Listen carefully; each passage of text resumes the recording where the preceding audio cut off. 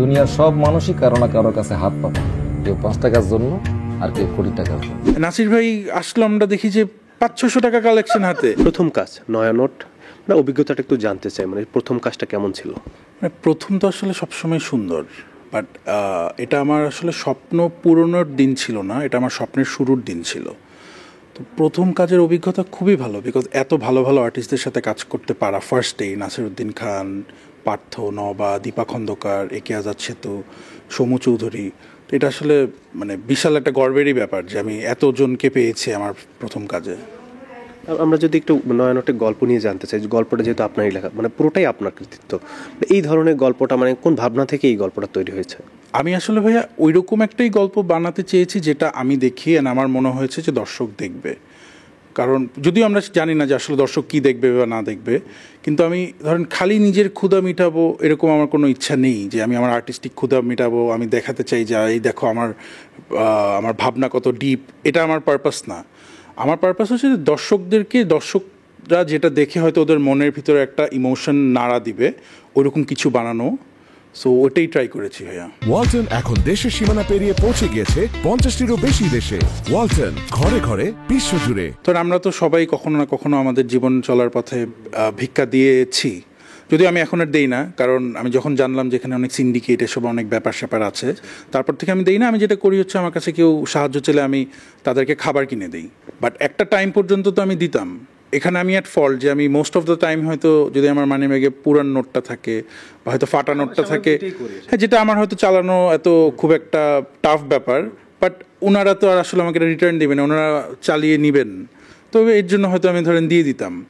But একদিন হঠাৎ করে একটা নতুন নোট দিলাম একজনকে, নতুন নোট দেওয়ার ইন্টেনশনে দিইনি, মানি ব্যাগে ছিল, খুচরা 20 টাকা ছিল, দিলাম। অ্যান্ড দেখলাম যে একটা চেঞ্জ আছে, যে উনি একটা খুশি হয়ে জিনিসটা নিল।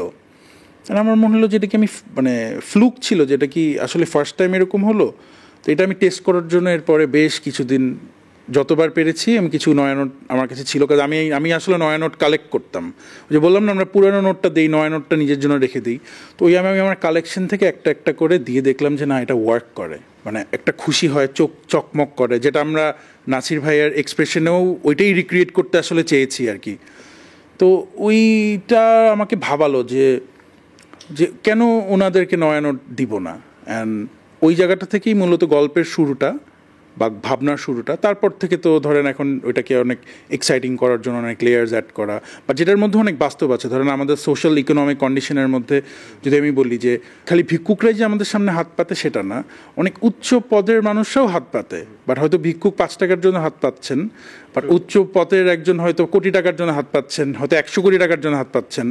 আমিও হয়তো পারে যে কাউকে যে রিকোয়েস্ট করছি যে ভাই আমি কাজ করা শুরু করেছি, আমাকে কাজ দিন। সো সবগুলোই কিন্তু more or less the same, খালি অ্যামাউন্টের ভ্যালুয়েশনটা ডিফারেন্ট। কেউ 5 টাকার জন্য হাত পাতবে, কেউ কোটি টাকার জন্য হাত পাতবে। নাসির ভাইকে এই ধরনের চরিত্রে অভিনয় করানো, ওই শুটিং জনের কোনো অভিজ্ঞতা, মজার স্মৃতি আছে কিনা?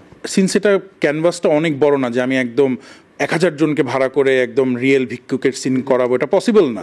আর আমাদের ইন্ডাস্ট্রি ওইরকম না আসলে। সো আমাদের প্ল্যান ছিল যে আমরা ফার্ম গেটে একদম ভিড়ের মধ্যে কাজটা করবো, যিনি ন্যাচারাল লাগে। তো নাসির ভাইকেও গেট আপ দেওয়ানোর পরে নাসির ভাই আমাদের সাথে ক্যামেরা ইউনিটের সাথে ছিলেন না, নাসির ভাই ছিলেন অনেক দূরে। অ্যান্ড আমরা হচ্ছে একদম বড় একটা টেলিলেন্স দিয়ে ফার্ম গেট ওভারব্রিজের থেকে আমরা শ্যুট করা স্টার্ট করলাম।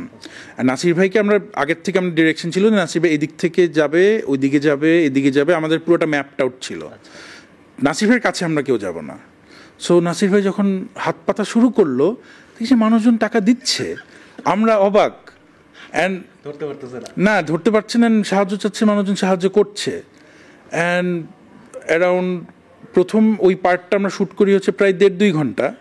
নাসির ভাই আসলো, আমরা দেখি যে 500-600 টাকা কালেকশন হাতে। সো এটা আমাদের জন্য একটা মজার ব্যাপার ছিল। ওইগুলো কিছু পুরনো নোটই ছিল? হ্যাঁ, একটাও নতুন নোট ছিল না, not a single one. And ওই টাকাগুলা মানে আমরা কেউ নেইনি, যাকে যাকে আমরা দেখেছি দোকান থেকে দিয়েছে বা কি আমরা রিটার্ন করে দিলাম। বাট যারা পাবলিক দিয়েছে ওরা তো চলে গেছে, ওরা তো আর ওয়েট করেনি, তো ওগুলো একটা খামে করে রাখা আছে।